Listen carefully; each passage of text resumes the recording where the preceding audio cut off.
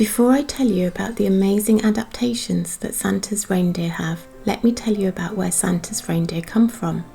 We all know that Santa's reindeer live at the North Pole with Santa and the elves, but where did they originally come from? Well, reindeer have a circumpolar distribution and are found in the Arctic tundra and adjacent boreal forests of Greenland, Scandinavia, Russia and Alaska. There are 8 subspecies of reindeer, and it is believed that Santa's reindeer is the subspecies Rangiferturandus platyrhynchus, which are endemic to Svalbard. The reason for this is that in the classic poem by Clement C. Moore, A Visit from St. Nicholas, written in 1823, which first introduced us to the reindeer, described the reindeer as tiny, and the Svalbard species are the smallest subspecies of reindeer.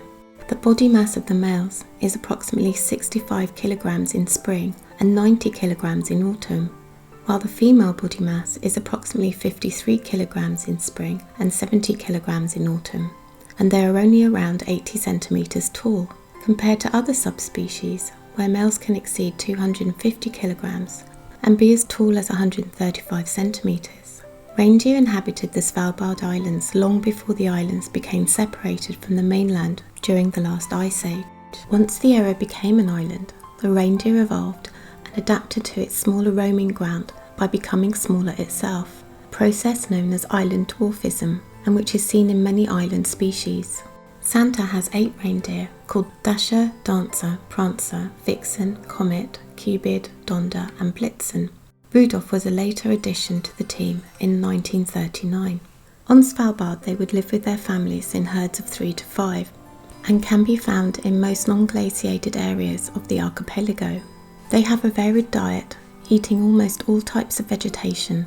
In the winter they find places where there is only a small amount of snow covering the vegetation, such as along ridges, mountain slopes and plateaus. This is partly why Santa's reindeer like to help him out in the winter. Finding enough food in the winter can be a little bit tricky, and Santa provides lots of good nourishment for them, including their favourite snack of carrots. Santa lets the reindeer go home for a long summer holiday to see their family and eat the wonderful lush vegetation found in the valleys and lowland plains at that time of year.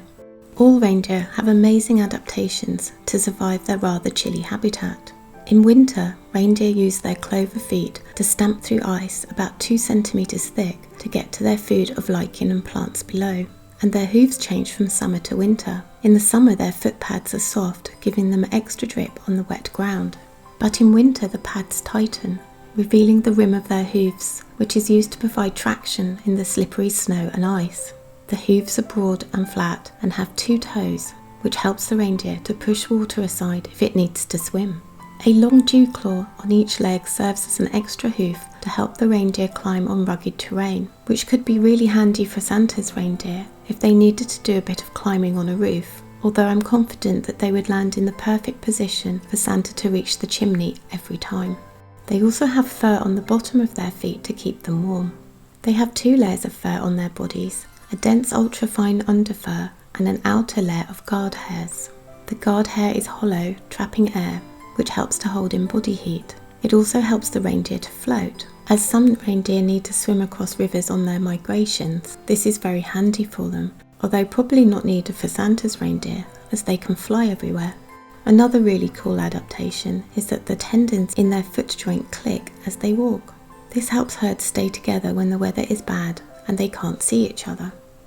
Although Santa's reindeer have been trained to be very quiet as they deliver presents on Christmas Eve, they can't prevent this clicking noise as they move their legs in the air.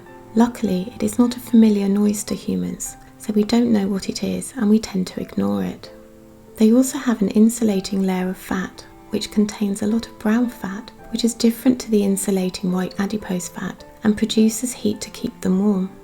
As we all know, reindeer have antlers, but what you possibly didn't know is that the female reindeer also have antlers, something which other female deer species don't possess. Female reindeer use their antlers to defend the patch of ground that they have cleared for food in the winter. They really need their food in the winter, as this is when they are pregnant, and they don't lose their antlers until springtime when food is more abundant. Male reindeer lose their antlers in the autumn once they have finished fighting for females. So Santa's reindeer must be an all-female team. all drawings of them and any sightings by some lucky humans have all observed the reindeer to have antlers.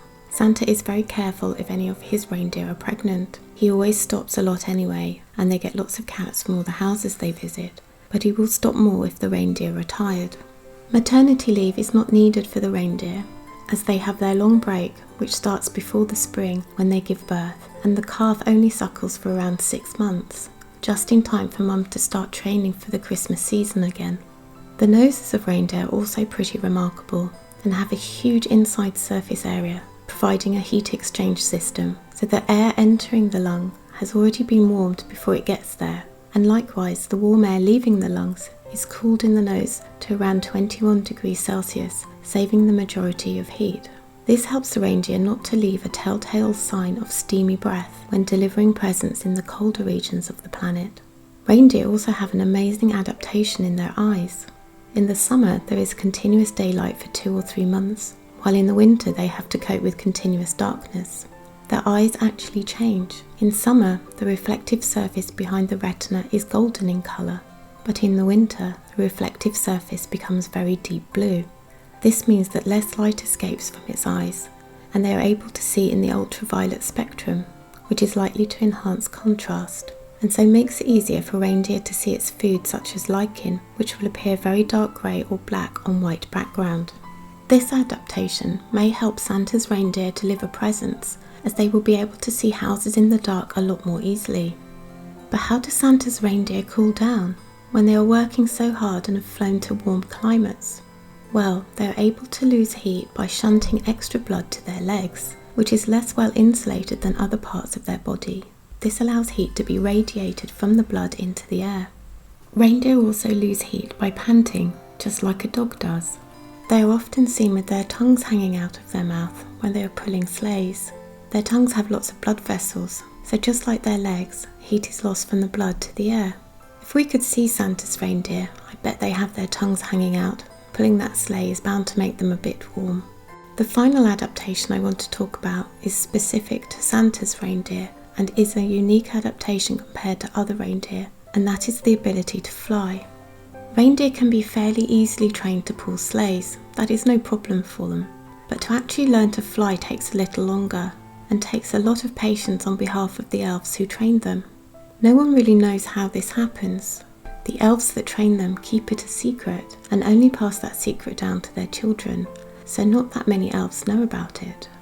I think the elves probably sprinkle the reindeer with a bit of Christmas magic dust as well, just to help the process along. So we can see how Santa's reindeer are very well adapted to delivering all the presents to everyone that's been good all year. Just remember to put those carrots out for them. Merry Christmas everyone, and stay safe.